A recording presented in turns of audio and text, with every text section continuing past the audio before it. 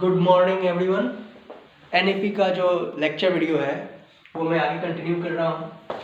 तो सबसे पहले एनईपी के लेक्चर वीडियो में मैंने कहाँ तक छोड़ा था कि जो 5+3+3+4 अरेंजमेंट है उसको एक्सप्लेन करना है। आज के इस वीडियो का यही उद्देश्य है कि 5+3+3+4 को एक्सप्लेन करना है।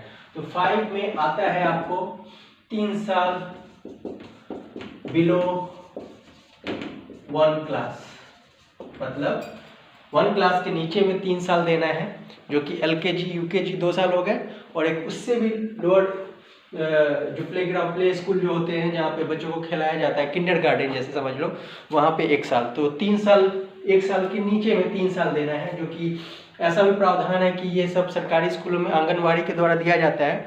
तो आंगनवाड़ी में 3 साल वहाँ पे, ठीक। उसके बाद 1+2, जब 1 में है बच्चे तो चौथा साल हुआ, और फिर जब 2 में गए तो वो 5वां साल हुआ। इस तरह से 5 साल का पहला प्रावधान है कि ये हर बच्चे को करना है बेसिक। और बच्चों को स्टार्टिंग जो करना है पढ़ाने का वो कक्षा 3 से ही शुरू हो जाएगा। कक्षा 3 नहीं, मतलब वर्ष आयु 3 से ही शुरू हो जाएगा। 3 साल की उम्र में ही बच्चे पढ़ने लग जाएंगे। तो 3 साल की उम्र में वो प्लेग्राउंड स्कूल में किंडर गार्डन में हो गए, 4 साल की उम्र में वो एलकेजी में हो गए, और 5 साल की उम्र में वो यूकेजी में हो गए, और 6 साल की उम्र में वो आपको क्लास 1 में हो गए, और 7 साल की उम्र में वो क्लास 2 में हो गए। ठीक है, 7 साल की उम्र में वो क्लास 2 में हो गए। तो क्लास 2 में कितने साल का उम्र हुआ? 2 में 7 साल, 7 ईयर्स। यहाँ पे क्लास है और यहाँ पे ईयर है, आप देख लो। क्लास 2 में 7 साल के हो गए।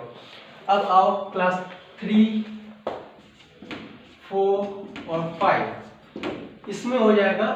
तो आप 3 कंसेक्यूटिव ईयर जोड़ लो, 8, 9 और 10 साल। 8, 9 और 10 साल, ठीक।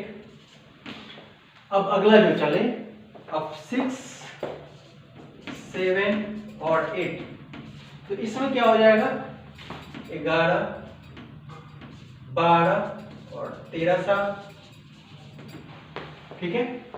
8 तक 13 साल उम्र होनी चाहिए। अब आओ चौथा पॉइंट, जो 9, 10, 11 और 12 है, ये जो चौथा पीरियड है, इसमें आपको उम्र क्या हो जाएगा? वो हो जाएगा 14, 15, 16, 17 साल, 17 ईयर्स। समझ गए? तो ये है प्रावधान किस तरह से। अब मैं इसे सिंगल बाय सिंगल एक्सप्लेन करता हूँ। क्लास 2 में बच्चे का ईयर 7 साल हो रहा है। तीसरे, चौथे और 5वें में बच्चे का ईयर 8, 9 और 10 साल हो रहा है, जिसको कि अपर प्राइमरी स्टेज बोलते हैं। तीसरा, चौथा और 5वां class upper primary stage, upper primary level. इस लेवल में क्या करना है कि बच्चे बेसिक समझेंगे, क्लासेस में आएंगे, और उनका एग्जामिनेशन यहाँ से शुरू होगा। तीसरा कक्षा से चौथा, 5वां में उनका एग्जाम शुरू होगा। तीसरा में एग्जाम शुरू होगा, पहला बार वो एग्जाम से रूबरू होंगे कि बच्चों को स्कूल में एग्जाम लिया जाएगा। 1 साल का वो कोर्स होगा, उसमें उन्हें बुक्स अवेलेबल कराए जाएंगे, वही नॉर्मल वाले जो कि अभी होते हैं। क्लास 4 में उनको सबसे पहले साइंस का बेसिक बुक से इंट्रोड्यूस किया जाएगा, जिसमें कि सब कंबाइंड होते हैं। फिर सोशल साइंस के बेसिक बुक से क्लास 4 में इंट्रोड्यूस किया जाएगा, ठीक है। और 5th तक वो पेंटिंग, ड्राइंग, आर्ट, सिंगिंग, और एक तरह से उनका जो बेसिक डेवलपमेंट होता है, बच्चों का जो मानसिक विकास होता है, वो उसके हिसाब से वो क्लास 5 तक एक स्टेज में, वो जो ये वाला स्टेज है 5+3 वाला, उसमें रहेंगे।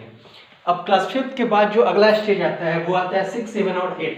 तो 6, 7 और 8 में बच्चे थोड़े मेंटली ग्रोन अप हो जाते हैं, और उस समय गवर्नमेंट ने एक अच्छा स्कीम लाया, व्यावसायिक शिक्षा, व्यावसायिक शिक्षा, ठीक है। व्यावसायिक शिक्षा मतलब प्रोफेशनल स्टडी, ऑक्यूपेशनल भी बोल दो। ऑक्यूपेशनल और प्रोफेशनल स्टडी कराई जा रही है बच्चों को क्लास 6 से। मतलब कि इसमें बच्चों को प्रैक्टिकली समझाया जाएगा कि कौन से लोग किस काम में जुड़े हुए हैं, उनका क्या पेशा है, और उससे रिलेटेड जो वोकेशनल कोर्स होगी वो कराई जाएगी। इसी में एक नया तर्ज भी आया हुआ है, जो इलेक्ट्रॉनिक दुनिया में आजकल बहुत प्रचलित भी हो रहा है। क्लास 6 से बच्चों को कोडिंग कराई जाएगी, ठीक है। तो कोडिंग कराई जाएगी, उसमें आपको ऐप्स डेवलपर बनेंगे बच्चे, तो वो ऐप्स देखेंगे, बेसिक लैंग्वेज क्या होता है, कंप्यूटर लैंग्वेज, उसको सीखेंगे। तो वो कोडिंग की एक शुरुआत है, वो भी प्रोफेशनल स्टडी से ही जुड़ा हुआ चीज़ है। तो उसका एक सर्टिफिकेट वगैरह वगैरह, और भी बहुत सारे स्कूल्स में जहाँ अडॉप्ट किए जाएंगे ये सारे रिफॉर्म्स, वहाँ पे ये सब देखने को मिलेंगे।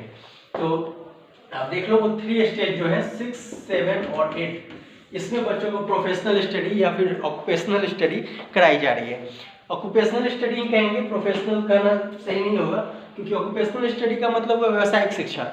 आप किस व्यवसाय से जुड़े हैं उसका आपको जानकारी दिया जाएगा। यहाँ पे बहुत छोटे छोटे व्यवसाय, जैसे कि कारपेंटरी का काम कोई कर रहा है, कोई प्लम्बरिंग का काम कर रहा है, कोई नल, कोई जैसे कि घर में टंकी लग रहा है तो उसका कैसे काम हो रहा है उसको बच्चों को प्रैक्टिकली दिखाने की कोशिश की जा रही है।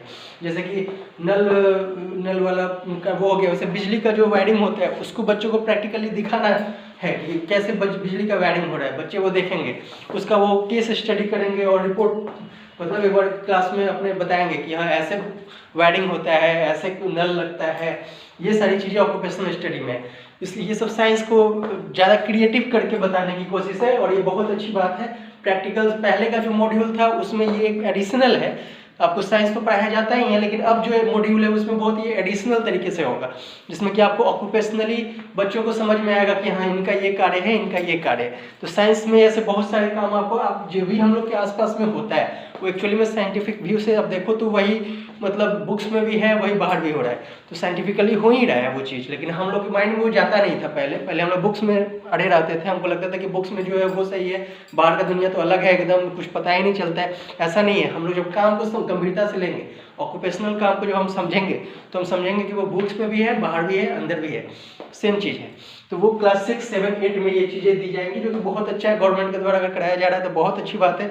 स्कूलों में ही बच्चों को व्यावसायिक शिक्षा मिल जाएगी, उसके बाद उनको सर्टिफिकेट मिलेगा। कंप्यूटर लर्निंग का जो बेसिक कोर्स है वो सभी बच्चे क्लास 6, 7, 8 से ही पढ़ना शुरू कर देंगे। तो इस तरह से क्लास 6, 7, 8 बहुत ही मतलब एक एक्साइटिंग पीरियड रहेगा बच्चों की लाइफ का, और वो यहाँ पे बहुत कुछ सीखने वाले हैं। उनका टोटल मैच्योरिटी लेवल यहाँ पे आ भी जाएगा। और ऐसे भी क्लास 6, 7, 8 के बच्चे माइंड से बहुत शार्प भी होते हैं और उनके पास बहुत सारी क्रिएटिव आइडियाज़ आ सकते हैं, और जो कि एक बहुत अच्छा मतलब रिसोर्स रहेगा स्कूल की स्टडी में, वो एक कीर्तिमान स्थापित कर सकते हैं ड्यूरिंग 6, 7 एंड 8। ठीक है, अब हम आगे बढ़ते हैं 9, 10, 11, 12 की ओर। 9, 10, 11, 12 से एक पैटर्न नया आने वाला है, जिसमें कि 10th क्लास को बोर्ड जो था उसे हटा दिया गया है। 9th, 10th, 11, 12 में आपको 2 स्ट्रीम कर दिया जाएगा। जैसे कि आपका एक स्ट्रीम साइंस है तो आपके साथ एक और स्ट्रीम मैथ आर्ट्स ले लो। ठीक है, अब यहाँ पे ये क्लियर अभी तक नहीं हुआ है कि पीसीएम ग्रुप और पीसीबी ग्रुप जो पहले हुआ करता था, जिससे कि डॉक्टर इंजीनियर बनते थे, वो कैसे